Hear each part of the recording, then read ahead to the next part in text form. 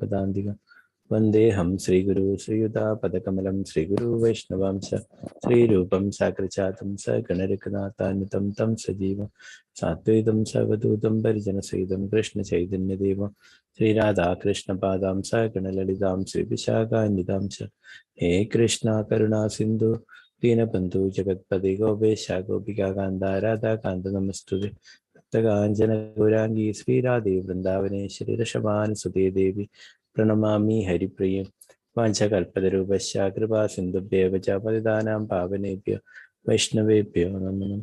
पञ्चतत्त्वात्मकं कृष्णं भक्तरूपास्वरूपकं भक्तावतारं भक्ताख्या नमामि भक्तशक्तिकं नित्यानन्दमहन्नवमि सर्वानन्दकरं परं हरिनामप्रदं देवम् अवधूतशिरोमणि नमो महावदन्याय कृष्णप्रेमप्रदाय कृष्णाय कृष्णचैतन्यनाम्ने गरुषिणं नमो विष्णुपादाय कृष्णपृष्ठाय भूतले श्रीमते भक्तिवेदान्त स्वामिन्निधि नामिनि नमस्ते सारस्वते देवे गौरवाणी प्रचारिणे निर्विशेषा शून्यवादी पाश्चात्यदेशधारिणे जय श्री कृष्ण चैतन्य प्रभु नित्यानंद श्री अद्वैत गदाधर श्रीवासादि गौरभक्तवृंद हरे कृष्णा कृष्ण कृष्ण हरे हरे हरे राम राम राम हरे हरे।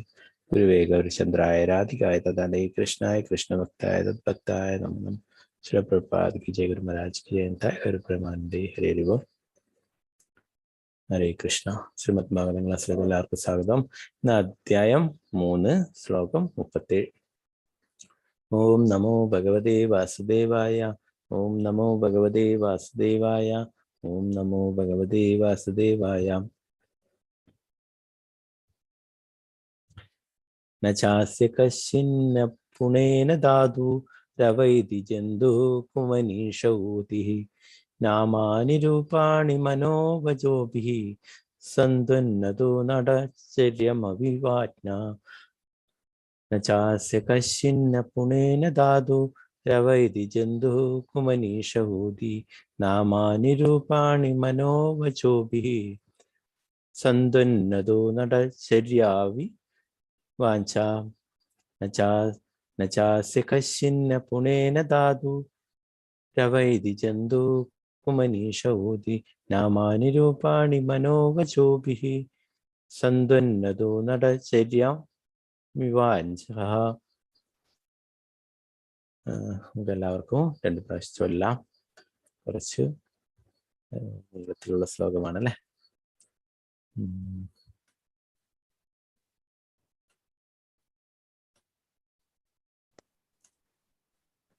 ഹരേ കൃഷ്ണ. ഓം നമോ ഭഗവതേ വാസുദേവായ. ഓം നമോ ഭഗവതേ വാസുദേവായ. ന ചാസ്യ കശ്ചിന്ന പുണേന ധാതു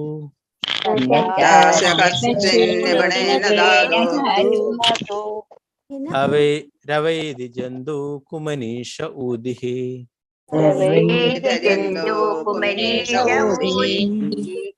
നാമാനി രൂപാണി മനോവചോഭിഃ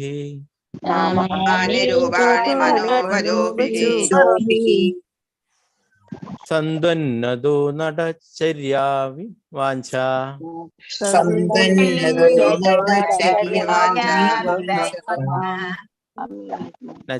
ന ചാസ്യ കശ്ചിന്ന പുണേന ധാതു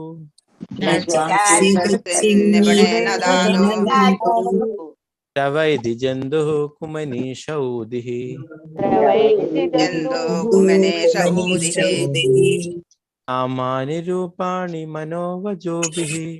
നാമാനി രൂപാണി മനോവചോഭിഃ സന്തുന്നതോ നടചര്യാവി വാജ്ഞ.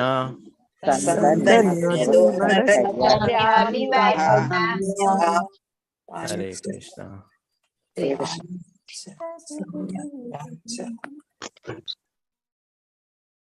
സുവർണപ്രഭ മാതാജി ഹരേ കൃഷ്ണ ചൊല്ലിക്കോളൂ മാതാജി. ഹരേ കൃഷ്ണ പ്രഭുജി. ഹരേ കൃഷ്ണ. നമോ ഭഗവതേ വാസുദേവായ. ന ചാസ്യ കശ്ചിന്ന പുനേന ധാതുഃ അവൈതി ജന്തു കുമനീഷൗതിഃ നാമാനി രൂപാണി മനോവചോഭിഃ സന്തുന്നതോ നടചര്യാമി വാഞ്ചഃ. ഹരേ കൃഷ്ണ. ഹരേ കൃഷ്ണ. രാജി മാതാജി ഹരേ കൃഷ്ണ. ഹരേ കൃഷ്ണ. ഓം നമോ ഭഗവതേ വാസുദേവായ. അസ്യ കശ്ചിന്ന വൈദാദു ന ചസ്യ കശ്ചിന്ന ഗുണേന ധാതു തവൈതി ചന്ദോപമനീഷ ഊതി നാമാനി രൂപാണി മനോവചോഭി സന്തന്നതോ നടചര്യാമിവാജ്ഞഃ. ഹരേ കൃഷ്ണ. കൃഷ്ണ. അല്ലിയുണ്ണി മാതാജി ഹരേ കൃഷ്ണ. ഹരേ കൃഷ്ണ. മാതാജി ഒരു മിനിറ്റ്. അല്ലിയുണ്ണി മാതാജി ഹരേ കൃഷ്ണ. ഹരേ കൃഷ്ണ പ്രഭുജി. ഓം നമോ ഭഗവതേ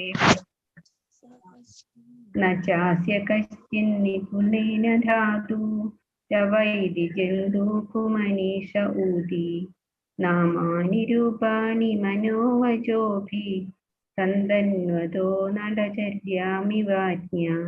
ഹരേ കൃഷ്ണ. ഹരേ കൃഷ്ണ. വിജയനാണ് മാതാജി ചൊല്ലിക്കോളൂ മാതാജി. ഹരേ കൃഷ്ണ. ഓം നമോ ഭഗവതേ വാസുദേവായ.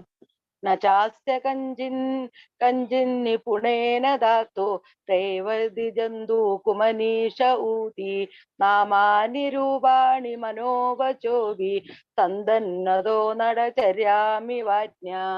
ഹരേ കൃഷ്ണ. ഹരേ കൃഷ്ണ. മിനി മാതാജി ഹരേ കൃഷ്ണ. ഹരേ കൃഷ്ണ പ്രഭുജി. ഹരേ കൃഷ്ണ ചൊല്ലിക്കോളൂ. ഓം നമോ ഭഗവതേ വാസുദേവായ.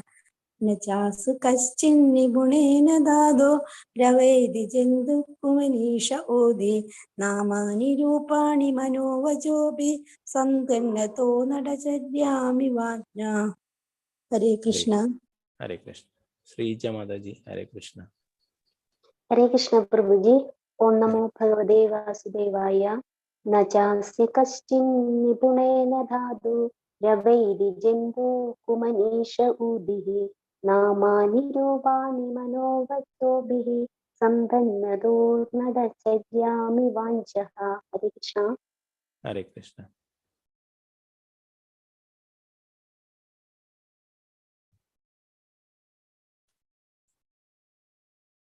മാലതി മാതാജി ഹരേ കൃഷ്ണ. ഓം നമോ ഭഗവതേ വാസുദേവായ. ന ചാസ്യ കശ്ചിൻ നിപുണേന ധാതുരവൈദ്യ ജന്തുകുമനീഷ ഊതി നാമാനി രൂപാണി മനോവചോഭി സന്തന്നതോ നടചാര്യവിവാജ്ഞ. ഹരേ കൃഷ്ണ. രാമചന്ദ്ര പ്രഭു ഹരേ കൃഷ്ണ. ഓം നമോ ഭഗവതേ വാസുദേവായ. ന ചാസ്യ കശ്ചിൻ നിപുണേന ധാതു രവൈതി ജന്തുകുമനീഷ ഊതിഃ നാമാനി രൂപാണി മനോവചോഭിഃ സന്വന്നതോ നരചര്യാമിവാജ്ഞഃ. ഹരേ കൃഷ്ണ. ഹരേ കൃഷ്ണ.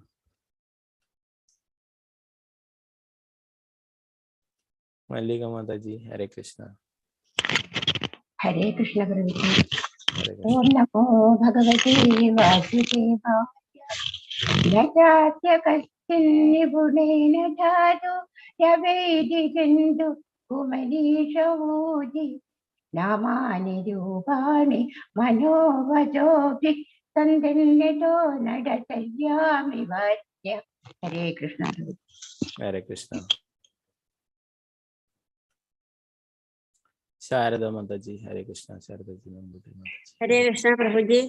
ചൊല്ലിക്കോളൂ മാതാജി. ഹരേ ഓം കൃഷ്ണ. നമോ ഭഗവതേ വാസുദേവായ. ന ചാസ്യ കശ്ചിൻ നിപുണേന ധാതോ രവൈതി ജന്തുകുമനീഷ ഊതിഃ നാമാനി രൂപാണി മനോവചോഭി സന്തന്നതോ നടചര്യാമിവാജ്ഞഃ. ഹരേ കൃഷ്ണ. ഹരേ കൃഷ്ണ.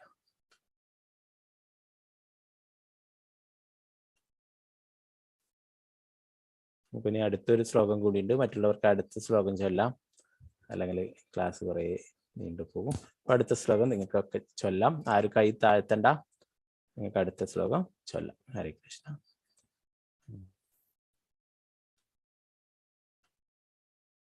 അതിന്റെ പദാനുപദാർത്ഥം വിവർത്തനം ഭാവാർത്ഥം നമുക്ക് നോക്കാം.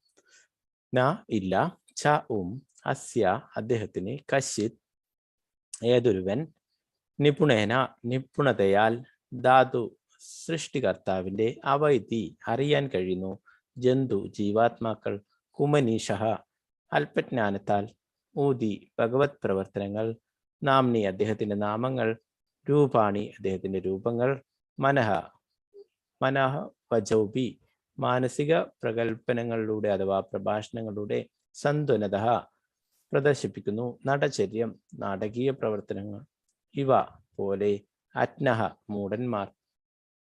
വിവർത്തനം ഭാവാർത്ഥം എസ് ഭക്തിവേദാന്ത സ്വാമി ശ്രീ പ്രഭുപാദിക്ക് ജയ്. ഒരു നാടക നടൻ എന്ന പോലെ വിനോദവിഹാരം നടത്തുന്ന ഭഗവാന്റെ നാമരൂപ ലീലാ കർമ്മങ്ങളുടെ അതീന്ദ്രിയ സ്വഭാവം അല്പജ്ഞാനികളായ വിഡ്ഢികൾക്ക് ഗ്രഹിക്കാൻ സാധ്യമല്ല തന്നെ. അവർക്ക് അദ്വിത വസ്തുക്കളെ അവരുടേതായ മാനസിക പ്രകൽപ്പനങ്ങളിലൂടെയോ വാക്കുകളിലൂടെയോ പ്രകടിപ്പിക്കാൻ സാധ്യമല്ല.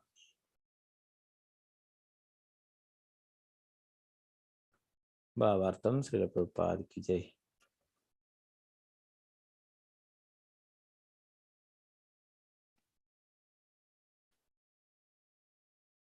ശാന്തി മാതാജി, ഹരേ കൃഷ്ണ. വായിച്ചോളൂ ഭാവാർത്ഥം. ഹരേ കൃഷ്ണ പ്രഭുജി. ഹരേ കൃഷ്ണ. ജയ ശ്രീ പ്രഭുപാദ്. നിരപേക്ഷ സത്യത്തിന്റെ അതീന്ദ്രിയ സ്വഭാവത്തെ ഉചിതമായി വ്യാഖ്യാനിക്കാൻ ആർക്കും സാധ്യമല്ല. ആകയാൽ മനസ്സിനും വാക്കിനും പ്രകടിപ്പിക്കാൻ കഴിയുന്നതിനേക്കാൾ അതീതനാണ് ഭഗവാൻ എന്ന് പറയപ്പെടുന്നു. എന്നിരിക്കെ അല്പജ്ഞാനികളായ ചില വ്യക്തികൾ അപൂർണമായ മാനസിക പ്രകൽപ്പനങ്ങളിലൂടെയും ഭഗവത് കർമ്മങ്ങളുടെ തെറ്റായ വിവരണങ്ങളിലൂടെയും നിരപേക്ഷ സത്യത്തെ ഗ്രഹിക്കാൻ ആഗ്രഹിക്കുന്നു. സാധാരണക്കാരന് ഭഗവാന്റെ കർമ്മങ്ങളും നാമങ്ങളും രൂപങ്ങളും പരിച്ഛദങ്ങളും വ്യക്തിത്വ വിശേഷങ്ങളും ഭഗവത് ആവിർഭാവ തിരോധാനങ്ങൾ അങ്ങനെ ഭഗവത് സംബന്ധമായ സർവ്വതും പരമരഹസ്യമാണ്. കർമ്മഫലകാംക്ഷികളെന്നും പ്രായോഗിക ദാർശനികരെന്നും ദ്വിവിധ ഭൗതികവാദികൾ ഉണ്ട്. കർമ്മഫലകാംക്ഷികൾക്ക് നിരപേക്ഷ സത്യത്തെക്കുറിച്ച് യാതൊരു അറിവും പ്രായോഗികമായി ഇല്ല. എന്നാൽ പ്രായോഗിക ദാർശനികർ ഫലോദ്ദിഷ്ട കർമ്മങ്ങളിൽ നീരസരായി തീർന്ന ശേഷം നിരപേക്ഷ സത്യത്തിലേക്ക് ശ്രദ്ധ തിരിക്കുകയും മാനസിക പ്രകൽപ്പന നിരപേക്ഷ സത്യത്തെ മനസ്സിലാക്കാൻ പരിശ്രമിക്കുകയും ചെയ്യുന്നു. കുട്ടികൾക്ക് ഇന്ദ്രജാലക്കാരന്റെ ഇന്ദ്രജാല പ്രകടനം വിസ്മിതം എന്ന പോലെ ഈ അഖില വ്യക്തികൾക്കും നിരപേക്ഷ സത്യം നിഗൂഢമാണ്. ഫലോദ്ദിഷ്ട കർമ്മങ്ങളും മാനസിക പ്രകൽപ്പനങ്ങളും അതീവ സാമർഥ്യമുള്ള അഭക്തർ പരമപുരുഷന്റെ ഇന്ദ്രജാല പ്രകടനത്തിൽ കബളിപ്പിക്കപ്പെടുകയാൽ സദാ അജ്ഞതയിൽ സ്ഥിതി ചെയ്യുന്നു. അവിധ പരിമിതമായ ജ്ഞാനമുള്ളവരാകയാൽ അതീന്ദ്രിയത്തിന്റെ നിഗൂഢ തലങ്ങളിൽ പ്രവേശിക്കുവാൻ അവർ കഴിവില്ലാത്തവരായി തീരുന്നു. കർമ്മഫലകാംക്ഷികൾ അഥവാ സ്ഥലഭൗതികവാദികളെക്കാൾ അല്പം മെച്ചപ്പെട്ട പദവിയിലാണ് മാനസിക ദാർശനികന്മാർ. കാരണം അവരും മായിക ശക്തിയുടെ അധീനതയിലാണെങ്കിൽ തന്നെയും നാമരൂപ കർമ്മമുള്ള ഏതൊന്നിനെയും അവർ മായാശക്തിയുടെ ഉൽപ്പന്നമായി കരുതുന്നു. സംബന്ധിച്ചിടത്തോളം പരമസത്ത നാമരഹിതനും രൂപരഹിതനും നിഷ്ക്രിയനും ആകുന്നു. അത്തരം മാനസിക പ്രകൽപ്പനങ്ങൾ ലൗകിക നാമരൂപങ്ങളെ ഭഗവാന്റെ അതീന്ദ്രിയ നാമരൂപങ്ങളുമായി താരതമ്യപ്പെടുത്തുന്നു. പരമാർത്ഥത്തിൽ അജ്ഞതയാൽ അഥവാ അവിദ്യയാലാണ് അവർ ഇപ്രകാരം ചെയ്യുന്നത്. പരമപുരുഷന്റെ യഥാർത്ഥ സ്വഭാവ അഭിവൃദ്ധി അത്തരം ശുഷ്കജ്ഞാനത്താൽ സാധ്യമല്ല. ഭഗവാൻ ഭൗതിക ലോകത്തിൽ പ്രവർത്തിക്കുന്നുവെങ്കിൽ തന്നെയും അദ്ദേഹം സദാ അതീന്ദ്രിയ പദവിയിലാണെന്ന് ഭഗവത്ഗീതയിൽ പ്രസ്താവിച്ചിരിക്കുന്നു. എന്നാൽ അജ്ഞരായ വ്യക്തികൾ ലോകത്തിലെ ശ്രേഷ്ഠ വ്യക്തികളിൽ ഒരാളായി ഭഗവാനെ കരുതുന്നു. അപ്രകാരം അവർ മായാശക്തിയാൽ വഴിതെറ്റിക്കപ്പെടുന്നു. ഹരേ കൃഷ്ണ. ഹരേ കൃഷ്ണ. ശ്രീല പ്രഭുപാദ് ജയ്. ജയ്.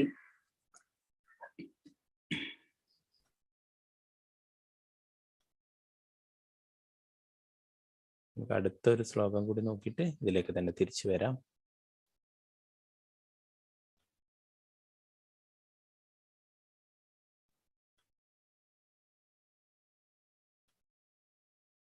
ഓം നമോ ഭഗവതേ വാസുദേവായ.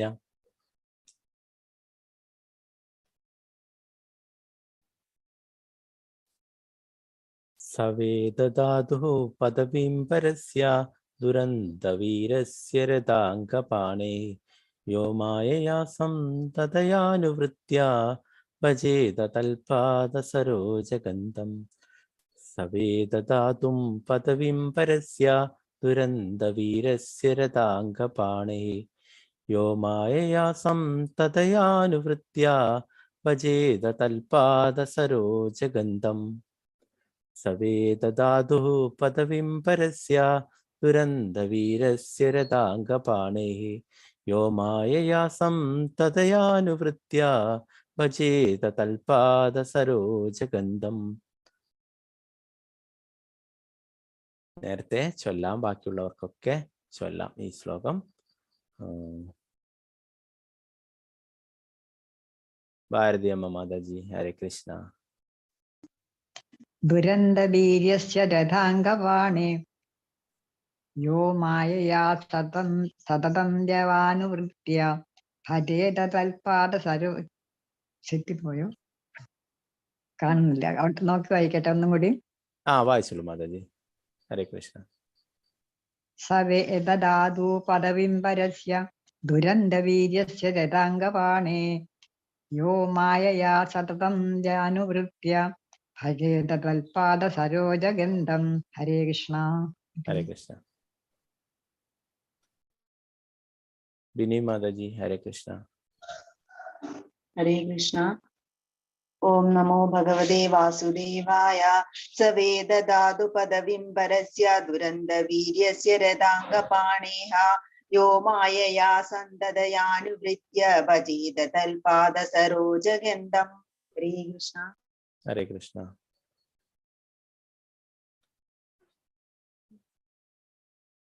വത്സല മാതാജി. ഹരേ കൃഷ്ണ.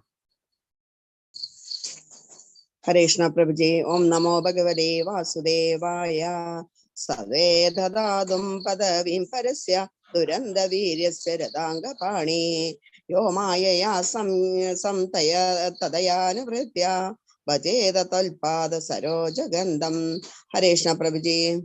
ഹരേ കൃഷ്ണ. സാദിദേവി അമ്മ മാതാജി. ഹരേ കൃഷ്ണ.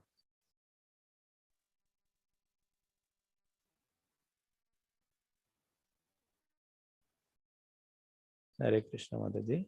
അൺമ്യൂട്ട് ചെയ്തോളൂ മാതാജി. ഹരേ കൃഷ്ണ പ്രഭുജി. ഓം നമോ ഭഗവതേ വാസുദേവായ. സവേദദാതു പദവിം പരസ്യ ദുരന്തവീര്യസ്യ രഥാംഗപാണി യോ മായയാ സംതദയാനുവൃത്യ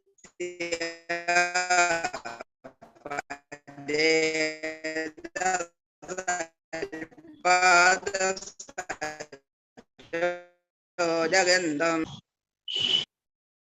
ഹരേ കൃഷ്ണ. ബിന്ദു മാതാജി. ഹരേ കൃഷ്ണ. ഹരേ കൃഷ്ണ പ്രഭുജി. ഓം നമോ ഭഗവതേ വാസുദേവായ.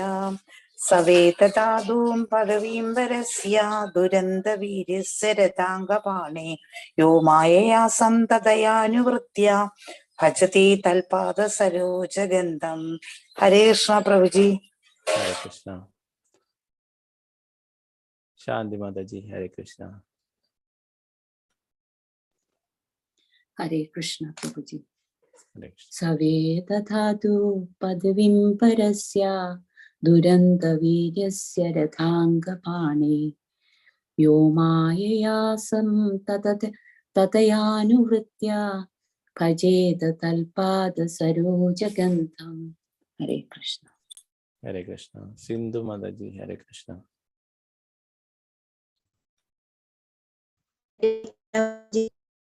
ഓം നമോ ഭഗവതേ വാസുദേവായ. സവേദദാതു പദവിം പരസ്യ ദുരന്തവീര്യസ്യ യോ മായയാ സതതയാനുവൃത്യ ഭജേത തൽപാദ സരോജഗന്ധം. ഹരേ കൃഷ്ണ.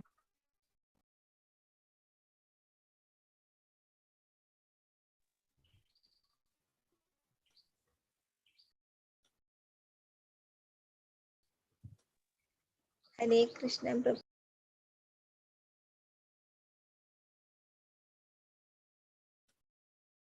ഗീത മാതാജി. ഹരേ കൃഷ്ണ. ഹരേ കൃഷ്ണ പ്രഭുജി. ഓം നമോ ഭഗവതേ വാസുദേവായ. सवेददातु पदवीं परस्य दुरन्तवीर्यस्य रथाङ्गपाणे यो मायया संततयानुवृत्य भजेत तल्पादसरोजगन्धम्. हरे कृष्ण. हरे कृष्ण. वत्सला गोपाल माता जी, हरे कृष्ण. हरे कृष्णा प्रभु जी.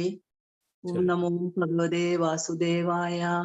सवेददातु पदवीं परस्य दुरन्तवीर्यस्य तदाङ्गपाणे यो मायया तदयानुवृत्य भजेत तत्पादसरोजगन्धम्.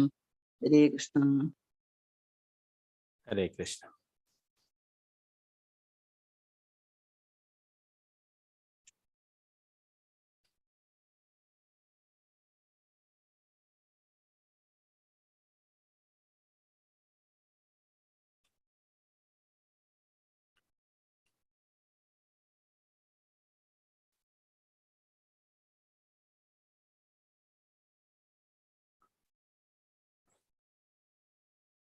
വളരെ മനോഹരമായിട്ടുള്ള ഒരു ശ്ലോകമാണ് അല്ലെ. ഭഗവാനെ ഇതില് എന്താണ് രഥാങ്കപാണി എന്നൊക്കെ പറയുന്നുണ്ട് അല്ലെ. നമുക്കതിന്റെ പദാനുപദാർത്ഥം, വിവർത്തനം, ഭാവാർത്ഥം നോക്കാം. സാ അദ്ദേഹം ഏകനായി, വേദ അറിയാൻ കഴിയുന്നു, ധാതുഹു സൃഷ്ടികർത്താവിന്റെ, പദവിയും മാഹാത്മ്യങ്ങൾ, പരസ്യ അതീന്ദ്രിയത്തെ സംബന്ധിച്ച്, ദുരന്തവീരസ്യ മഹാശക്തിമത്തായ രഥ അംഗപാണേഹ രഥചക്രം കരങ്ങളിലേന്തിയ ശ്രീകൃഷ്ണ ഭഗവാന്റെ യഹ ആരൊരുവൻ അമായയ പരിരക്ഷിച്ചു സൂക്ഷിക്കാതെ, സന്തതയാ ഇടവേളകളില്ലാത്ത, അനുവൃത്തയ അനുകൂലമായി, ഭജേത സേവനം സമർപ്പിക്കുന്നു, തത്പാദ അദ്ദേഹത്തിന്റെ പാദാംബുജങ്ങളിൽ, സരോജഗന്ധം കമലസുഗന്ധത്താൽ. വിവർത്തനം ഭാവാർത്ഥം ശ്രീല പ്രഭുപാദിക്ക് ജയ്. അനിയന്ത്രിതവും സന്തതവും പക്ഷഭേദപരവുമായ സേവനം രഥചക്രപാണിയായ ശ്രീകൃഷ്ണ ഭഗവാന്റെ പാതാരവിന്ദങ്ങളിൽ സമർപ്പിക്കുന്നവർക്ക് മാത്രമേ പ്രപഞ്ച സ്രഷ്ടാവിന്റെ സർവാതിശയകരങ്ങളായ സമ്പൂർണ്ണ പ്രവർത്തനങ്ങളെയും ശക്തികളെയും മഹാത്മ്യങ്ങളെയും മനസ്സിലാക്കാൻ സാധ്യമാകൂ. ഭാവാർത്ഥം ശ്രീ ഭക്തി വേദാന്ത സ്വാമി ശ്രീല പ്രഭുപാദിക്ക് ജയ്. സുവർണ പ്രഭു മാതാജി വായിച്ചോളൂ മാതാജി. ഹരേ കൃഷ്ണ. ഹരേ കൃഷ്ണ പ്രഭു. കർമ്മഫല പ്രവർത്തനങ്ങളിൽ നിന്നും മാനസിക പ്രകൽപ്പനങ്ങളിൽ നിന്നും പൂർണ്ണമായി സ്വതന്ത്രമാക്കപ്പെടുകയാൽ ശുദ്ധഭക്തർക്ക് മാത്രമേ ശ്രീകൃഷ്ണ ഭഗവാന്റെ അതീന്ദ്രിയ നാമരൂപ കർമ്മങ്ങളെ ഗ്രഹിക്കാൻ സാധ്യമാകുകയുള്ളൂ.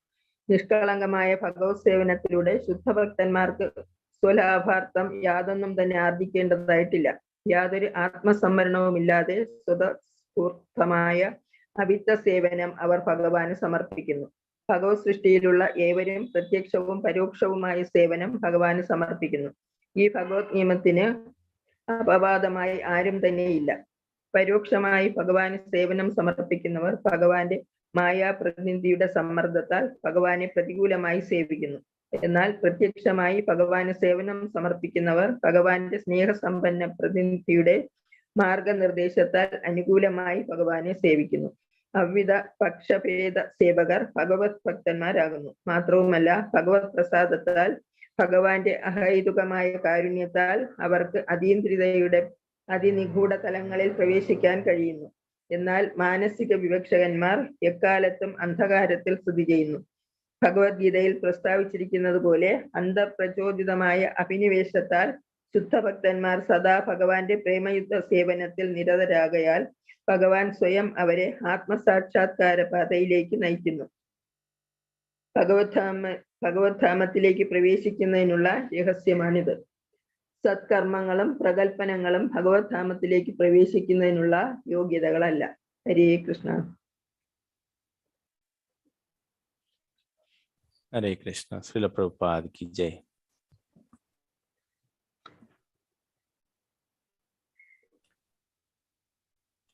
നാരായണം നമസ്കൃത്യ നരം ചൈവ നരോത്തമം ദേവീം സരസ്വതീം വ്യാസം തതോ ജയാമുദിരേ.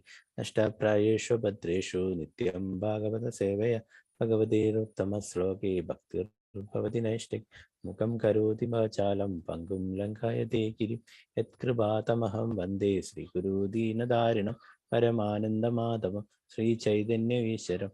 നമോ വിഷ്ണുപാദായ കൃഷ്ണപൃഷ്ഠായ ഭൂതലേ ശ്രീമദേ ഭക്തിവേദാന്ത സ്വാമിന്നിധി നാമിനെ. നമസ്തേ സാരസ്വതേ ദേവേ ഗൗരവാണി പ്രചാരിണേ നിർവിശേഷശൂന്യവാദി പാശ്ചാത്യദേശധാരിണി. ജയ ശ്രീകൃഷ്ണ ചൈതന്യ പ്രഭു നിത്യാനന്ദ ശ്രീ അദ്വൈത ഗദാധര ശ്രീവാസാദി ഗൗരഭക്തവൃന്ദ. ഹരേ കൃഷ്ണ കൃഷ്ണ കൃഷ്ണ ഹരേ ഹരേ ഹരേ രാമ രാമ രാമ ഹരേ ഹരേ. ഗുരുവേ ഗൗരചന്ദ്രായ രാധികായ തദാലയ കൃഷ്ണായ കൃഷ്ണഭക്തായ തദ്ഭക്തായ നമോ നമഃ. प्रभुपाद की जय, गुरु महाराज की जय. इंतहा कर प्रमाण दे ऊपर.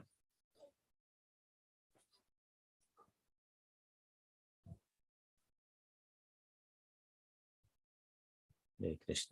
तो 37ാമത്തെ ശ്ലോകത്തിൽ പറയുന്നു, ഭഗവാന്റെ നാമരൂപ ലീലാകർമ്മങ്ങളുടെ അതീന്ദ്രിയ സ്വഭാവം അല്പജ്ഞാനികളായ വിഡ്ഢികൾക്ക് ഗ്രഹിക്കാൻ സാധ്യമല്ല എന്ന് പറയുന്നു അല്ലെ.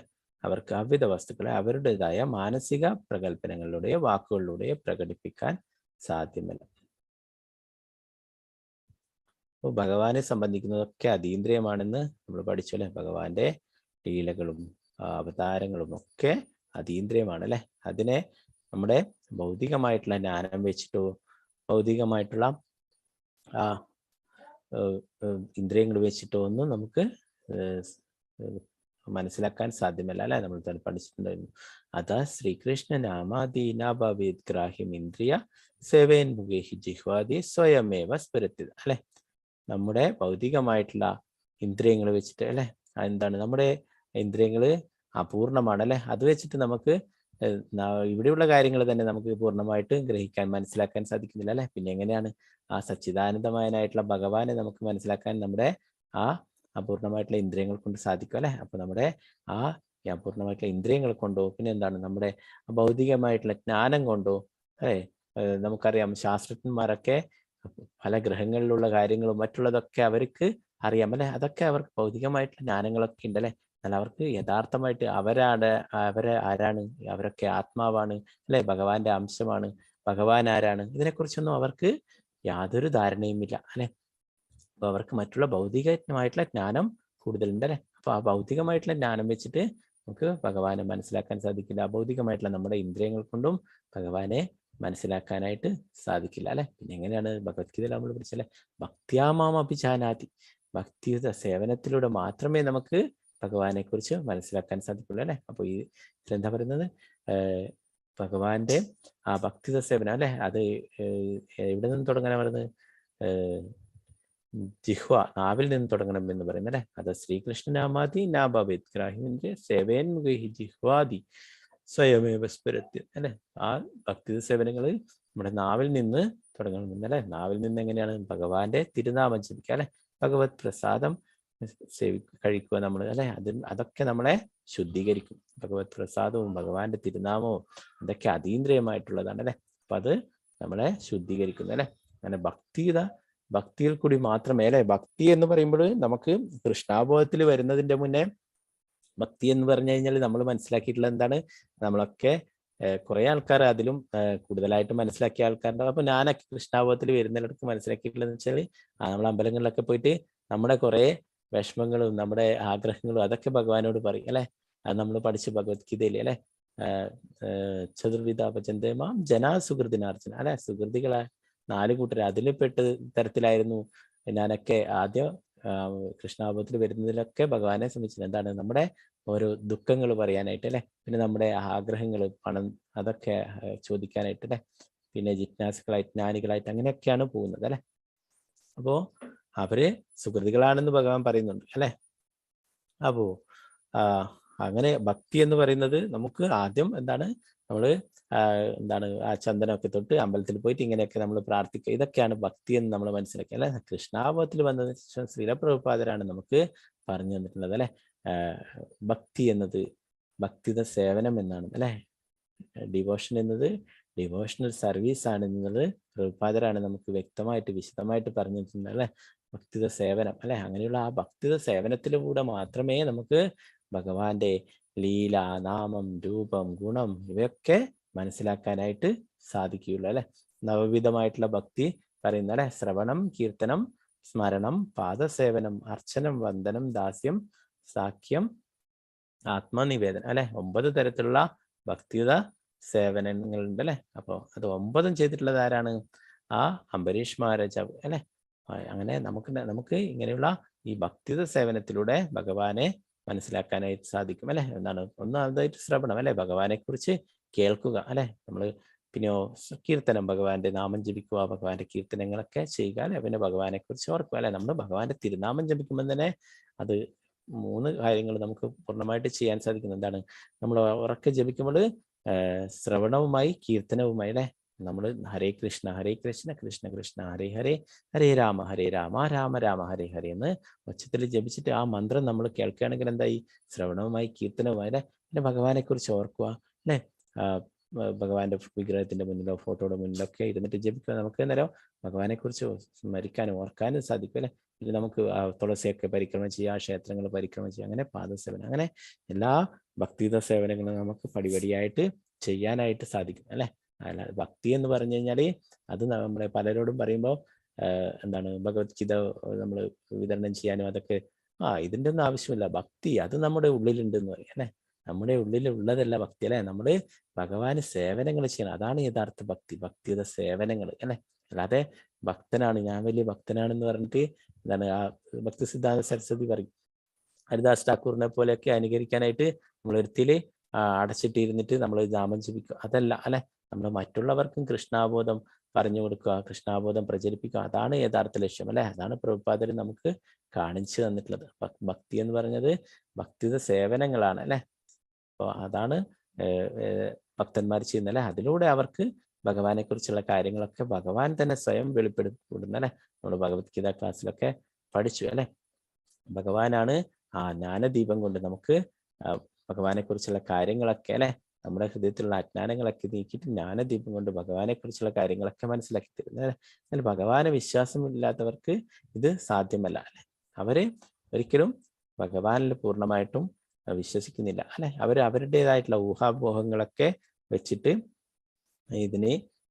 അതിനെ വിശദീകരിക്കുന്നു, ഭഗവാന്റെ ലീലകളെ കുറിച്ചൊക്കെ അല്ലെ. അവർക്ക് ഒരിക്കലും യഥാർത്ഥമായിട്ടുള്ള ആ ഭഗവാന്റെ അതീന്ദ്രിയ സ്വഭാവം അവർക്ക് മനസ്സിലാക്കാൻ സാധിക്കില്ല.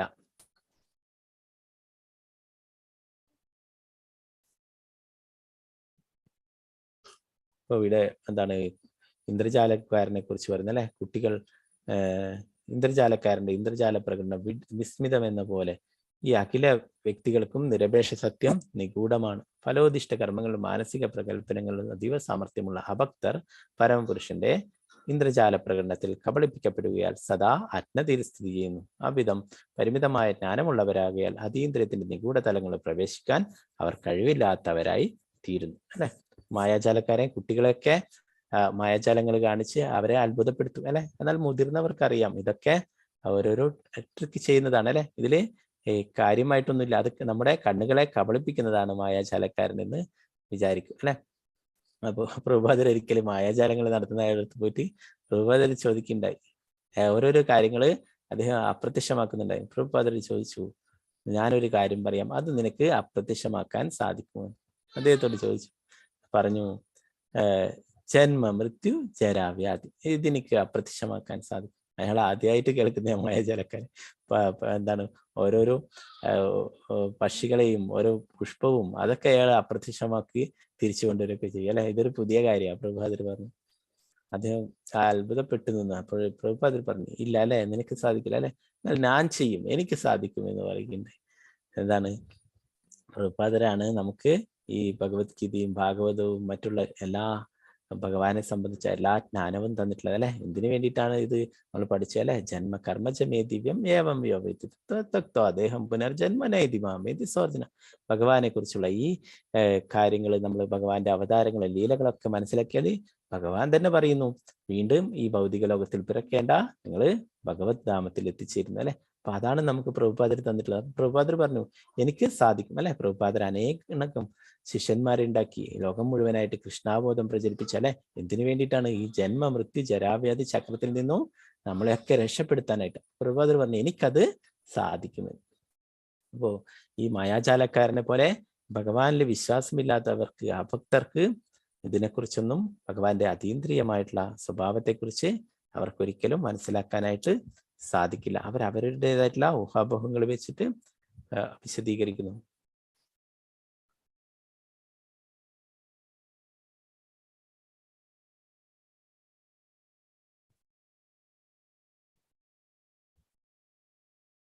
അവരൊക്കെ മായാശക്തിയുടെ അധീനതയിലാണെങ്കിൽ തന്നെ ഈ നാമരൂപ കർമ്മങ്ങളുള്ള ഏതൊന്നിനെയും അവർ മായാശക്തിയുടെ ഉൽപ്പന്നമായി കരുതുന്നു. അവരെ സംബന്ധിച്ചിടത്തോളം പരമസത്ത നാമരഹിതനും രൂപരഹിതനും നിഷ്ക്രിയനും ആകുന്നു. അത്തരം മാനസിക പ്രകല്പനങ്ങൾ ലൗകിക നാമരൂപങ്ങളെ ഭഗവാന്റെ അതീന്ദ്രിയ നാമരൂപങ്ങളായി താരതമ്യപ്പെടുത്തുന്നു. അപ്പൊ അവർക്ക് ഭഗവാന്റെ ആ രൂപത്തിലൊന്നും വിശ്വാസമില്ല അല്ലെ. അവരൊക്കെ എന്താണ്, ആ ഒരു മായാശക്തിയുടെ അധീനതയിലാണ്.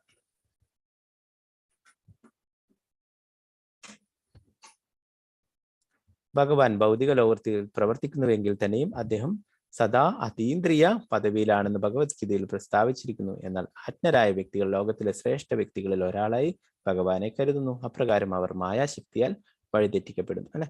ഭഗവാൻ ആ വൃന്ദാവനത്തിലെ നന്ദമഹാരാജാവിന്റെ അവിടെ കഴിയുന്ന, കൊട്ടാരത്തിൽ കഴിയുന്ന അവസരത്തിൽ തന്നെ ആരും എന്താണ് ഭഗവാനിൽ വിശ്വാസമില്ലാതെ അവരൊന്നും ഒരിക്കലും ഭഗവാനായിട്ട് കണക്കൂട്ടിയിരുന്നില്ല അല്ലെ.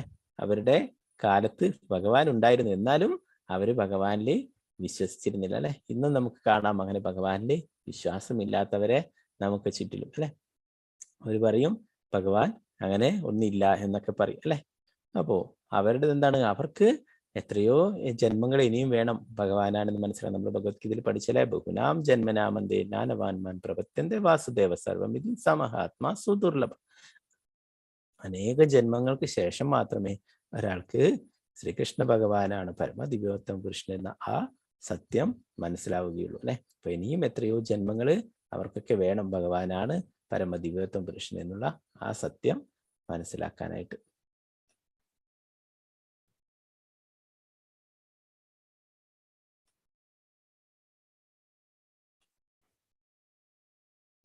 മുപ്പത്തിയെട്ടാമത്തെ ശ്ലോകത്തില്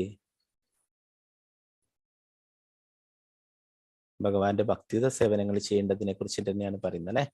അനിയന്ത്രിതവും സന്തതവും പക്ഷഭേദപരവുമായ സേവനം രഥചക്രപാണിയായ ശ്രീകൃഷ്ണ ഭഗവാന്റെ പാതാരവിന്ദങ്ങൾ സമർപ്പിക്കുന്നവർക്ക് മാത്രമേ പ്രപഞ്ച സൃഷ്ടാവിന്റെ സർവാതിശേഖരങ്ങളായ സമ്പൂർണ്ണ പ്രവർത്തനങ്ങളെയും ശക്തികളെയും മഹാത്മ്യങ്ങളെയും മനസ്സിലാക്കാൻ സാധ്യമാകും. നേരത്തെ പറഞ്ഞില്ലേ, ഭക്തിയാമാം അഭിചാനത അല്ലെ. ഭക്തിയുത സേവനത്തിലൂടെ മാത്രമേ ഭഗവാന്റെ ഇങ്ങനെയുള്ള എല്ലാ അതീന്ദ്രിയമായിട്ടുള്ള കാര്യങ്ങളും നമുക്ക് മനസ്സിലാക്കാനായിട്ട് സാധിക്കും അല്ലെ. അപ്പൊ ഭഗവാനെ ഇവിടെ ഒരു പേരില് അഭിസംബോധന ചെയ്യുന്നു അല്ലെ. എന്താണ്, ദുരന്ത വീരസ രഥാംഗപാണി അല്ലെ. രഥ അംഗപാണി എന്ന് പറയുന്നത്, രഥാംഗപാണി എന്നതിന്റെ മീനിങ് രഥചക്രം കരങ്ങളിലെത്തിയ ശ്രീകൃഷ്ണ ഭഗവാന്റെ അല്ലെ. രഥചക്രം എപ്പോഴാണ് ഭഗവാൻ കൈകളിലേന്തിയിട്ടുള്ളത്? ആ കുരുക്ഷേത്ര യുദ്ധഭൂമിയിൽ വെച്ചിട്ട് അല്ലെ. ആ ഭീഷ്മ പിതാമഹൻ അർജുന്റെ നേരെ ദുരിതരാശരങ്ങള് എഴുതപ്പോഴ് ഭഗവാൻ ആ രഥത്തിന്റെ ചക്രം ഊരിയിട്ട് ഭീഷ്മ പിതാമഹന്റെ നേരേക്ക് പാഞ്ഞടുക്കുകയുണ്ടായി അല്ലെ. അപ്പൊ ഭഗവാൻ യഥാർത്ഥത്തില് കുരുക്ഷേത്ര യുദ്ധഭൂമിയിൽ ആയുധം എടുക്കില്ല എന്ന് പ്രതിജ്ഞ ചെയ്തിട്ടുണ്ടായിരുന്നില്ല, പറഞ്ഞിട്ടുണ്ടായിരുന്നു. അപ്പോ എങ്കിലും ആ ഭക്തന്റെ വാക്കുകൾ സത്യമാക്കാനായിട്ട്, ഭഗവാന്റെ പ്രിയ ഭക്തന്മാരെ സംരക്ഷിക്കാനായിട്ട് പലപ്പോഴും ഭഗവാന്റെ വാക്കുകൾ തന്നെ തെറ്റിക്കേണ്ടായിട്ട് വരും അല്ലെ. അതാണ് നമ്മൾ ഭഗവത്ഗീതയിൽ പഠിച്ചത്. ആ ഭഗവാൻ അർജുനനോട് പ്രഖ്യാപിക്കാനായിട്ട് പറയുന്നുണ്ട് അല്ലെ. കൗന്ദേയ പ്രതിജാനഹി നമേ ഭക്ത പ്രണശ്യതി. കുന്തിപുത്ര, നീ ഉറക്കെ പ്രഖ്യാപിച്ചോളൂ, എന്റെ ഭക്തൻ ഒരിക്കലും നാശമില്ല എന്നുള്ളത് അല്ലെ. അതെന്താണ് ഭഗവാൻ അർജുനനോട് പ്രഖ്യാപിക്കാനായിട്ട് പറയുന്നത്? ആ ഭക്തന്റെ വാക്കുകൾ അല്ലെ, അതെപ്പോഴും സത്യമായിരിക്കും, അതൊരിക്കലും മാറ്റാൻ ഭഗവാൻ തയ്യാറാവില്ല. എന്നാൽ ആ ഭഗവാന്റെ വാക്കുകൾ പലപ്പോഴും ഭക്തന്മാർക്ക് വേണ്ടിയിട്ട് മാറ്റും അല്ലെ. അത് തന്നെയാണ് ഇവിടെയും സംഭവിച്ചിട്ടുണ്ടായിരുന്നത്. ആ കുരുക്ഷേത്ര യുദ്ധത്തില് ഭഗവാൻ രഥചക്രം എടുക്കുന്നതിന്റെ തലേ ദിവസം ഭീഷ്മ പിതാമഹനും ഒരു പ്രതിജ്ഞ എടുത്തിരുന്നുണ്ടായിരുന്നു. നാളെ ഞാൻ കൃഷ്ണനെ കൊണ്ട് ആയുധം എടുപ്പിക്കും എന്ന്. അപ്പൊ ആരാണ് ഭീഷ്മ പിതാമഹൻ? ഭഗവാന്റെ പ്രിയ ഭക്തനാണ് അല്ലെ. അപ്പൊ ആ ഭീഷ്മ പിതാമഹന്റെ വാക്കുകൾ സത്യമാക്കാനായിട്ട് ഭഗവാൻ ആ രഥചക്രം എടുക്കുകയുണ്ടായി അല്ലെ. പിന്നീട് ആ അർജുനനെ സംരക്ഷിക്കാനായിട്ട് അല്ലെ. അപ്പോ ഇത് എന്താണ് ആ പ്രതിജ്ഞ എടുത്തിരുന്നു അല്ലെ. ഭീഷ്മ പിതാമഹൻ ഒരു 5 അസ്ത്രങ്ങൾ എടുത്തിട്ട് ഈ 5 അസ്ത്രങ്ങൾ കൊണ്ട് ആ പാണ്ഡവരെ ഞാൻ ഇല്ലാതാക്കുമെന്നൊരു പ്രതിജ്ഞ എടുക്കുകയുണ്ടായി അല്ലെ. എന്നാല് പിന്നീട് ഭഗവാൻ തന്നെ അത് ഇല്ലാതാക്കുകയും ചെയ്തു അല്ലെ. അതെന്താണ് ചെയ്തിട്ടുള്ളത്? ആ ഒരിക്കല് ഒരു പാണ്ഡവര് വനവാസകാലത്തില് ഒരിക്കല് പാണ്ഡവരെ ദേഷ്യപ്പിടിപ്പിക്കാനായിട്ട് ദുര്യോധനും കൂട്ടരൊക്കെ അവര് വസിക്കുന്ന ആ നദിയുടെ ഇക്കരയിൽ വന്നിട്ട് ഭീമനെ പോലുള്ളവരെയൊക്കെ ദേഷ്യം പിടിപ്പിക്കാനായിട്ട് അവരുടെ മുന്നിൽ നിന്ന് കുറെ പ്രസാദമൊക്കെ ഉണ്ടാക്കിയിട്ട് അതൊക്കെ കഴിക്കുകയുണ്ടായി. അവരെയൊക്കെ പ്രകോപിപ്പിക്കാനായിട്ട് ശ്രമിക്കുകയുണ്ടായി ദുര്യോധനും കൂട്ടരൊക്കെ. അങ്ങനെ അവിടെയുള്ള ആ നദിയിൽ സന്ധ്യാസമയത്ത് കുളിക്കുന്ന അവസരത്തില് അവിടെ ഗന്ധർവന്മാർ വരികയുണ്ടായി. ഗന്ധർവന്മാര് അതാണ് നദിയിലൊക്കെ സന്ധ്യാസമയത്ത് കുളിക്കുന്നത്. അങ്ങനെയുള്ള ഗന്ധർവന്മാർ മറ്റുള്ളവരൊക്കെ കുളിക്കുന്ന സമയമാണെന്ന് പറയും. അപ്പൊ ആ സമയത്ത് ഗന്ധർവന്മാർ ആ നദിയിൽ വരാൻ നോക്കുമ്പോൾ ഇവിടെ ദുര്യോധനും കൂട്ടുകാരൊക്കെ ആ നദിയിൽ കളിച്ചുകൊണ്ടിരിക്കുന്നു. അവര് കയറിപ്പോവാൻ പറഞ്ഞിട്ടും തയ്യാറായില്ല. അപ്പൊ അങ്ങനെ ആ ഗന്ധർവന്മാരൊക്കെ പിടിച്ചു കെട്ടിയിട്ട് ആ ദുര്യോധനും മറ്റുള്ളവരൊക്കെ പിടിച്ചു കെട്ടിയിടുകയുണ്ടായി. അവസാനം യാതൊരു തരത്തിലും രക്ഷയില്ലാതെ വന്നപ്പോഴേ ആ കൗരവരിൽ ഉള്ളവരൊക്കെ സഹായത്തിനായിട്ട് പാണ്ഡവരുടെ അടുത്തേക്ക് തന്നെ വരികയുണ്ടായി. അപ്പോൾ അവിടെ വന്നിട്ട് ആ ധൃതരാഷ്ട്ര അവരുടെ എല്ലാവരും പരിശ്രമിച്ചെങ്കിലും ആർക്കും അവരെ ഗന്ധർവന്മാരെ ഒന്നും പരാജയപ്പെടുത്താൻ സാധിച്ചില്ല. അവസാനം പാണ്ഡവരുടെ സഹായം തേടി എത്തുകയുണ്ടായി. അപ്പോ അങ്ങനെ പാണ്ഡവര് സഹായത്തിനായിട്ട് അഭ്യർത്ഥിച്ചു. അവസാനം പാണ്ഡവര് തന്നെ വേണ്ടി വന്നു ഇവരെ ഗന്ധർവന്മാരെ പരാജയപ്പെടുത്തിയിട്ട് ആ ദുര്യോധനെയും കൂട്ടുകാരെയൊക്കെ രക്ഷിക്കാനായിട്ട്. അപ്പൊ അന്ന് ദുര്യോധനൻ വാക്ക് കൊടുത്തിരുന്നു, എന്ത് കാര്യങ്ങൾ വേണമെങ്കിലും ചോദിച്ചോളൂ, തരാം എന്നുള്ളത്. അപ്പൊ അന്ന് പറഞ്ഞിട്ടുള്ള ആ വാക്ക് അർജുനനോട് പറഞ്ഞു, നിനക്ക് ദുര്യോധനൻ തന്നിട്ടുള്ള ആ വാക്ക്, ആ കാര്യം നീ ഇപ്പോഴ് ചോദിക്കണമെന്ന് പറഞ്ഞിട്ട് അർജുനനെ അവിടേക്ക് അയക്കുകയുണ്ടായി. ദുര്യോധനോട് ചോദിച്ചു, ആ ഒരു ഭീഷ്മ പിതാമഹൻ മാറ്റി വെച്ചിട്ടുള്ള ആ ഭീഷ്മ പിതാമഹൻ നാളെ ഈ 5 അസ്ത്രങ്ങൾ കൊണ്ട് വധിക്കും അല്ലെ, പാണ്ഡവരെ വധിക്കും എന്ന് പ്രതിജ്ഞ എടുത്തു. എന്നാലും ആ ഭീഷ്മ പിതാമഹന്റെ എടുക്കുന്ന ആ അസ്ത്രങ്ങള് എങ്ങനെയെങ്കിലും നഷ്ടപ്പെട്ടുപോണ്ടായെന്ന് വിചാരിച്ചിട്ട് അത് ദുര്യോധനൻ വാങ്ങി വെച്ചിരുന്നു. അപ്പൊ ആ ദുര്യോധനോട് ആ 5 അസ്ത്രങ്ങളാണ് എനിക്ക് വേണ്ടത് എന്ന് പറഞ്ഞിട്ട് 5 അസ്ത്രങ്ങള് തിരിച്ചു വാങ്ങിക്കുകയുണ്ടായി ഭഗവാന്റെ നിർദ്ദേശപ്രകാരം അർജുനൻ തന്നെ പോയിട്ട്. അപ്പോ അതൊക്കെ കൊണ്ടാണ് ഭീഷ്മ പിതാമഹൻ ഇങ്ങനെ ഒരു പ്രതിജ്ഞ എടുത്തത്. നാളെ ഞാൻ കൃഷ്ണനെ കൊണ്ട് ആയുധമെടുപ്പിക്കും എന്നുള്ള ആ പ്രതിജ്ഞ ഭഗവാൻ സത്യമാക്കി അല്ലെ, ഭഗവാന്റെ ഭക്തന്മാരുടെ വാക്കുകൾ അല്ലെ. അതുകൊണ്ട് തന്നെ ഇവിടെ ഭഗവാനെ രഥ ചക്രപാണി എന്ന് പറയുന്നത് അല്ലെ, ഭഗവാൻ ആ രഥത്തിന്റെ ചക്രം എടുത്തിട്ട് കൈകളിൽ ഏന്തിയിട്ടുള്ള ആ രൂപത്തെ കുറിച്ചിട്ട് ഇവിടെ പറയുന്നല്ലേ. ഭഗവാന് അനേകം നാമങ്ങളുണ്ട് അല്ലെ. അപ്പൊ ഇവിടെ രഥ അംഗപാണി എന്ന് ഭഗവാനെ വിശദീകരിച്ചു, ഭഗവാനെ സൂചിപ്പിച്ചിരിക്കുന്നു. അപ്പൊ ഇവിടെയും ഭക്തിയുത സേവനത്തെ കുറിച്ച് തന്നെയാണ് പറയുന്നത് അല്ലെ. ഭഗവാന്റെ ഭക്തിയുത സേവനത്തിലൂടെ മാത്രമേ ഭഗവാന്റെ എല്ലാ അതീന്ദ്രിയമായിട്ടുള്ള വിഷയങ്ങളെക്കുറിച്ചും നാമം, രൂപം, ലീല, ഗുണം ഇവയെക്കുറിച്ചൊക്കെ മനസ്സിലാക്കാൻ സാധ്യമാകൂ എന്ന് പറയുന്നു.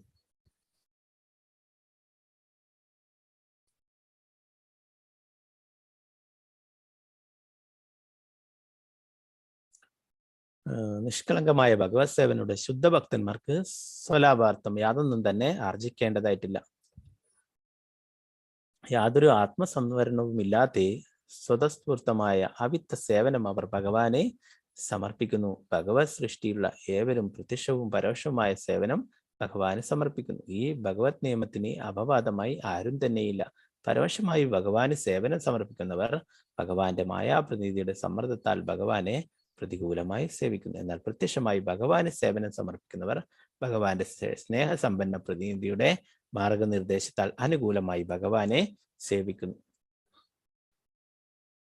ഭഗവാന്റെ സേവനങ്ങൾ ചെയ്യുന്നവർക്ക് അല്ലെ, ശുദ്ധ ഭക്തന്മാർക്ക് യാതൊരു ആഗ്രഹങ്ങളുമില്ല അല്ലെ. അന്യാഭിലാഷിതാശ്വൻ എന്ന് പറയും, യാതൊരു ആഗ്രഹങ്ങളും ഇല്ലാതെയാണ് ഭഗവാന്റെ ശുദ്ധ ഭക്തന്മാര് സേവനങ്ങൾ ചെയ്യുന്നത് അല്ലെ. പ്രഭുപാദര് ഭഗവാന്റെ ഭക്തിയുത സേവനങ്ങൾ ചെയ്തു അല്ലെ. എന്തെങ്കിലും ആഗ്രഹിച്ചിട്ടാണോ? അല്ല അല്ലെ. സ്വന്തം ജീവിതം അത് തന്നെ ഭഗവാന്റെ ഭക്തിത സേവനങ്ങൾ ചെയ്യാനായിട്ട് സമർപ്പിച്ചിട്ടാണ് 70 വയസ്സായിരിക്കുന്ന ആ പ്രായത്തിലും വിദേശ രാജ്യങ്ങളിലൊക്കെ പോയിട്ട് കൃഷ്ണാബോധം പ്രചരിപ്പിച്ചിരുന്നത് അല്ലെ. എന്തെങ്കിലും അദ്ദേഹത്തിന്റെ നേട്ടത്തിന് വേണ്ടിയിട്ടായിരുന്നോ? അല്ല അല്ലെ. അദ്ദേഹത്തിന്റെ ആ വൃന്ദാവനത്തിലെ അത്രയും നല്ല ഭക്തിത സേവനങ്ങളൊക്കെ ചെയ്തിട്ട് അദ്ദേഹത്തിന് അവിടെ സുഖമായിട്ട് കഴിയാമായിരുന്നു അല്ലെ. എന്നാൽ അദ്ദേഹം ആ പരദുഃഖ ദുഃഖി ജീവദയ, മറ്റുള്ള എല്ലാ ജീവാത്മാക്കളും ഈ ലോകത്തിലെ കഷ്ടപ്പെടുന്ന അല്ലെ, അവരൊക്കെ ഭഗവാന്റെ പാദത്തിൽ എത്തിക്കാൻ വേണ്ടിയിട്ടാണ് പ്രഭുപാദരെ തൻ്റെ എല്ലാ ആ സൗകര്യങ്ങളും എല്ലാം തൻ്റെ ആരോഗ്യവും അതൊക്കെ ഉപേക്ഷിച്ചുകൊണ്ട് തന്നെ അതിനൊക്കെ വകവെക്കാതെ തന്നെ ഈ കൃഷ്ണാബോധം പ്രചരിപ്പിക്കാനായിട്ട് ശ്രമിച്ചിട്ടുണ്ടായിരുന്നത് അല്ലെ. അതാണ് നമ്മൾ ഇന്ന് ലോകം മുഴുവനായിട്ട് കാണുന്നത്. ഭഗവാന്റെ പ്രിയ ഭക്തന്മാരല്ലേ. നമ്മുടെ പ്രധാനമന്ത്രി തന്നെ ലോകം മുഴുവൻ സഞ്ചരിക്കുന്നതാണല്ലേ. അപ്പൊ അദ്ദേഹം തന്നെ പറയുകയുണ്ടായി, ഞാൻ ഏത് രാജ്യത്ത് പോയാലും അവിടെയൊക്കെ ഇസ്കോൺ ഭക്തന്മാരെയും രാധാകൃഷ്ണ ക്ഷേത്രങ്ങളും എനിക്ക് കാണാൻ സാധിച്ചു. അപ്പൊ അത് ആരുടെ കഴിവാണ്? പ്രഭുപാദരുടെ കഴിവാണ് അല്ലെ. പ്രഭുപാദരെ യാതൊരു ആഗ്രഹങ്ങളും ഇല്ലാതെയാണ് അല്ലെ ഭഗവാന്റെ പൂർണ്ണമായിട്ടും ഭഗവാന് സമർപ്പണ രീതിയിലായിരുന്നു ഭക്തിത സേവനങ്ങൾ ചെയ്തിട്ടുള്ളത് അല്ലെ. അങ്ങനെ ആയിരിക്കണം നമ്മൾ. വേറെ യാതൊരു ആഗ്രഹങ്ങളും ഇല്ലാതെയാണ് ഭഗവാന് സേവനങ്ങൾ ചെയ്യേണ്ടതായിട്ടെന്ന് പറയുന്നത് അല്ലെ. ചൈതന്യ മഹാപ്രഭുവും പറയുന്നു, നതനം നചനം ന സുന്ദരിം കവിതാംബാം ജഗദീശ കാമയെ മമ ജന്മനി ജന്മനീശ്വരെ ഭവതാർ ഭക്തിർ അഹേതുഗീതി. ചൈതന്യ മഹാപ്രഭു പറയുന്നു, എനിക്ക് ധനം വേണ്ട അല്ലെ, പിന്നെന്താണ്, സുന്ദരികളായ സ്ത്രീകളിലും എനിക്ക് താല്പര്യമില്ല അല്ലെ, പിന്നെ എനിക്ക് അനേകം അനുയായികളുടെയും ആവശ്യമില്ല അല്ലെ. മമ ജന്മനി ജന്മനീശ്വരി, എനിക്ക് എത്രയെത്ര ജന്മങ്ങൾ ഉണ്ടായാലും ഭവതാർ ഭക്തിർ അഹേതുഗീതി, അതിലൊക്കെ എനിക്ക് ഭഗവാനിൽ അഹേതുകമായ ഭക്തി ഉണ്ടായാൽ മാത്രം മതി, വേറെ ഒന്നും വേണ്ട, കൃഷ്ണഭക്തി മാത്രം മതി അല്ലെ. അങ്ങനെ ആയിരിക്കണം ഒരു ഭക്തന്റെ പ്രാർത്ഥന അല്ലെ. അല്ലാതെ നമുക്ക് അത് വേണം ഇത് വേണം എന്ന് പറഞ്ഞിട്ട് നമ്മൾ ഭഗവാന്റെ അടുത്ത് പോയി ചോദിക്കേണ്ട ആവശ്യമില്ല അല്ലെ. ഇതൊക്കെ ഭഗവാൻ അറിയാം, നമ്മളെക്കാളും വ്യക്തമായിട്ട് ഭഗവാൻ അറിയാം നമുക്ക് എന്തൊക്കെ വേണമെന്നല്ലേ. ഒരു ഭക്തൻ നശിച്ചു പോകുന്നതാണെങ്കിൽ ഭഗവാൻ നമുക്ക് അങ്ങനെയുള്ള കാര്യങ്ങളൊന്നും തരില്ല അല്ല. നമുക്ക് ഭക്തിത സേവനങ്ങൾ ചെയ്യാനായിട്ട് ഉന്നമനത്തിന് വേണ്ടി കൂടുതൽ ഭക്തിത സേവനങ്ങൾ ചെയ്യുന്നതിനായിട്ട് സഹായമായിട്ടുള്ള കാര്യങ്ങളൊക്കെ ഭഗവാൻ നമുക്ക് അനുവദിച്ചു തരികയും ചെയ്യും അല്ലെ. നമ്മൾ ഭഗവത്ഗീതയിൽ പഠിച്ചു, അനന്യ ചിന്ത എന്തോ മാം യജനാ പരിഭാസ തേഷാം നിത്യാഭിഷ്ഠാനം യോഗക്ഷേമം വഹാമ്യഹം എന്ന് ഭഗവാൻ പറഞ്ഞല്ലേ. ഞാൻ വഹിക്കും അവരുടെ, എപ്പോഴും ഭഗവാനെ കുറിച്ച് ചിന്തിച്ചുകൊണ്ട് ഭഗവാന്റെ ഭക്തിത സേവനങ്ങൾ ചെയ്യുന്നവരുടെ ഭക്തന്മാരുടെ ആ ക്ഷേമവും ഐശ്വര്യവും എല്ലാം ഭഗവാൻ നൽകുന്നവരെന്നല്ലേ. അവർക്കുള്ളതെല്ലാം സംരക്ഷിക്കും, അവർക്ക് വേണ്ടുന്നതെല്ലാം ഭഗവാൻ തന്നെ നൽകും, ഞാൻ വഹിക്കുമെന്ന് ഭഗവാൻ തന്നെ ഉറപ്പ് തരും അല്ലെ. അപ്പൊ ഭഗവാന്റെ ശുദ്ധ ഭക്തന്മാര് വേറെ ഒന്നും ആഗ്രഹിക്കുന്നില്ല, ഭഗവാന്റെ ഭക്തിത സേവനങ്ങൾ ചെയ്യുക അല്ലെ, അത് മാത്രമാണ് അവര് ആഗ്രഹിക്കുന്നത്.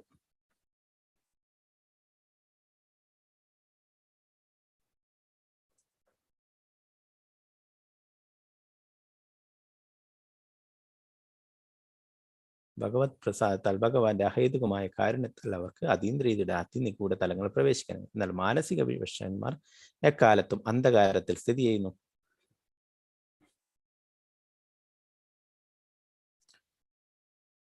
ഭഗവത്ഗീതയിൽ പ്രസ്താവിച്ചിരിക്കുന്നത് പോലെ അന്ധപ്രചോദിതമായ അഭിനിവേശത്താൽ ശുദ്ധഭക്തന്മാർ സദാ ഭഗവാന്റെ പ്രേമേത സേവനത്തിൽ നിരതരാകിയാൽ ഭഗവാൻ സ്വയം അവരെ ആത്മസാക്ഷാത്കാര പാതയിലേക്ക് നയിക്കുന്നു. ഭഗവത് ധാമത്തിലേക്ക് പ്രവേശിക്കുന്നതിനുള്ള രഹസ്യമാണിത്. സത്കർമ്മങ്ങളും പ്രകൽപ്പനങ്ങളും ഭഗവത് ധാമത്തിലേക്ക് പ്രവേശിക്കുന്നതിനുള്ള യോഗ്യതകളല്ല. അപ്പോ ഭഗവാന്റെ ശുദ്ധ ഭക്തന്മാരല്ലേ, അവർ വേറൊന്നും ആഗ്രഹിക്കുന്നില്ല, അവർ ഭക്തിയുത സേവനങ്ങൾ ചെയ്യുന്നല്ലേ.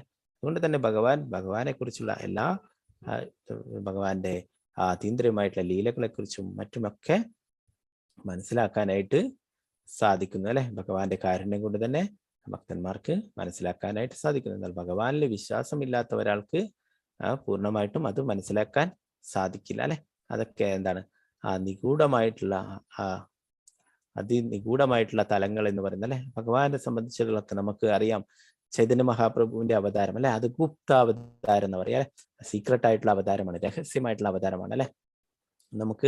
ഞാനിന്ന് കൃഷ്ണാബോധത്തിൽ വരുന്നതിന്റെ മുന്നേ ഇങ്ങനെ ഒരു അവതാരത്തെ കുറിച്ച് കേട്ടിട്ടുണ്ടായിരുന്നില്ല. എന്നാലേ നമുക്ക് ശ്രീലപ്രഭുപാദർ അതൊക്കെ പറഞ്ഞു തന്നല്ലേ. അപ്പൊ എന്താണ്, ഒരു ഭക്തനും മാത്രമേ, ശ്രീലപ്രഭുപാദരുള്ള പരിശുദ്ധ ഭക്തന്മാർക്ക് മാത്രമേ ഭഗവാന്റെ ഇങ്ങനെയായിട്ടുള്ള നിഗൂഢമായിട്ടുള്ള ലീലകളെ കുറിച്ചൊക്കെ പൂർണ്ണമായിട്ടും അറിയാൻ സാധിക്കും അല്ലെ. മറ്റുള്ള നമ്മൾ മറ്റുള്ള ഗ്രന്ഥങ്ങളൊക്കെ വായിച്ചാലും അതിലൊന്നും ചൈതന്യ മഹാപ്രഭുവിന്റെ അവതാരത്തെക്കുറിച്ച് പൂർണ്ണമായിട്ടും അതിലൊന്നും പ്രതിപാദിച്ചിരിക്കില്ല അല്ലെ. ശ്രീമദ് ഭാഗവത്തിൽ തന്നെ പറയുന്നുണ്ട് അല്ലെ. നമ്മൾ സപ്താഹങ്ങളിലൊക്കെ മറ്റുള്ള അവതാരങ്ങളെ കുറിച്ചൊക്കെ കേൾക്കും അല്ലെ. എന്നാൽ ചൈതന്യ മഹാപ്രഭുവിന്റെ അവതാരത്തെക്കുറിച്ച് അധികം എവിടെയും ആരും പറയുന്നതായിട്ട് കേൾക്കാറില്ല അല്ലെ. ഇപ്പൊ ശ്രീമദ് ഭാഗവത്തിൽ നമ്മൾ പഠിച്ചു 11:5-32 തന്നെ പറയുന്നുണ്ട് അല്ലെ. കൃഷ്ണവർണം തിഷാ കൃഷ്ണം സാങ്കോപാങ്കാസ്ത്ര പാർഷദം യജ്ഞ സങ്കീർത്തന പ്രായേജന്തിഹി സുമേധസ.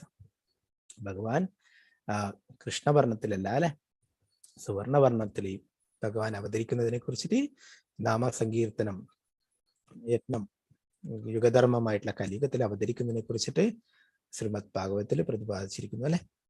എന്നാൽ അത് എന്താണ്? ഗുപ്ത അവതാരമാണ് അല്ലെ, നിഗൂഢമായിട്ടുള്ള ഭഗവാന്റെ രഹസ്യമായിട്ടുള്ള അവതാരമാണ്. അതിനെക്കുറിച്ച് കൂടുതൽ അങ്ങനെ എല്ലായിടത്തും കേൾക്കാറില്ല നമ്മൾ അല്ലെ. എന്നാൽ നമുക്ക് ആ ശുദ്ധ ഭക്തന്മാരിൽ നിന്ന്, ഭഗവാന്റെ ശുദ്ധ ഭക്തന്മാരിൽ നിന്ന് അത് നമുക്ക് കേൾക്കാനായിട്ട് അറിയാനായിട്ട് സാധിച്ചു.